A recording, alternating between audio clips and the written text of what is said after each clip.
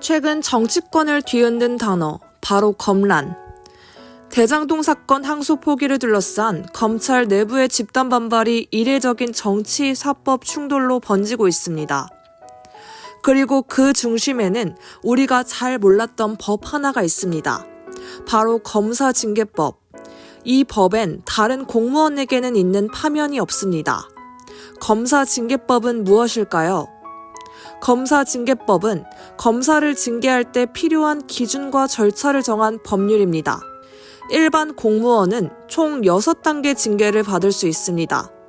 파면, 해임, 강등, 정직, 감봉, 견책. 파면은 단순히 직장을 잃는 수준을 넘어섭니다. 퇴직금, 연금 지급이 중단되고 공직자 경력 역시 치명적인 타격을 받습니다. 그런데 검사에겐 이중 파면만 없습니다. 즉, 아무리 중대한 잘못을 저질러도 국회 발의와 헌법재판소 탄핵 심판 없이는 파면이 불가능합니다. 이런 구조가 오히려 검찰 기득권만 강화한다는 비판이 이어져 왔습니다. 검찰은 역대 정치, 사회적 사건마다 막강한 영향력을 보여왔기 때문입니다. 왜 검사에겐 파면이 없을까요? 이호원 서울대 교수는 법원과 함께 개인의 자유와 권리를 수호하는 기본권 보장 기관으로서의 지위를 가져야 했기 때문이다 라고 말합니다. 즉, 권력의 눈치 보지 말라며 오히려 더 강한 보호막을 쳐준 셈입니다. 검사징계법 개정 논의가 다시 불붙은 건 대장동 사건 항소 포기 때문입니다. 1심에서 일부 피고인이 무죄를 선고받자 검찰 항소가 예상됐습니다.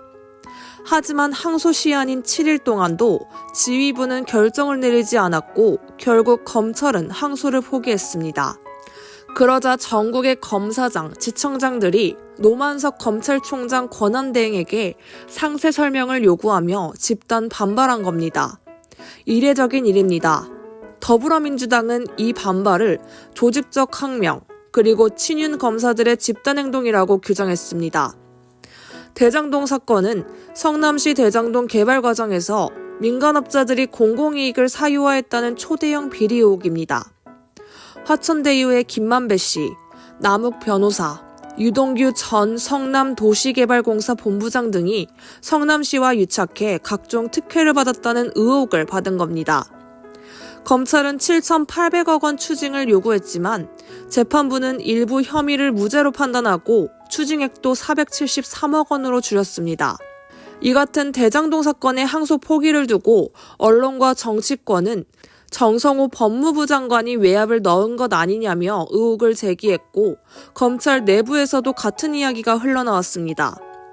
그렇다면 여야는 어떤 자세를 취하고 있을까요?